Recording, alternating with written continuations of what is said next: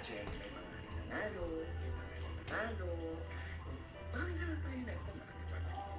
Si Shubi. Excuse me po. Teka. Hoy, Shubi, bakit ang dinesante ang mukha mo? Hulaan ko. Rose Valdez ka na naman. Eh, paano siya mananalo? Mas maputi pa singit ko sa kutis niya, no? Tsaka girl, yung labi mo, parang gusto ng balyena. Eh, sorry ang perfect na naman. Hoy! Ilusunadang palakala to? Gaganda nyo! Sobrang natira nyo. Kagwapa ba, oy? Ako hanapin nyo? Baklos sa baklos, tara! Meron tayo dito. Ano? Tara! Ano? Sige, ano? Kayo ha? Sige. Tuloy nyo ba itong pamaki ko magkakabaranggayan talaga tayo dito? Hindi!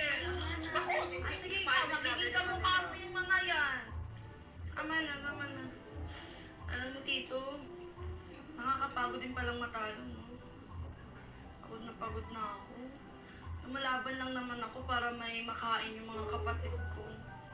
Pero kahit pambili ng bigas, wala akong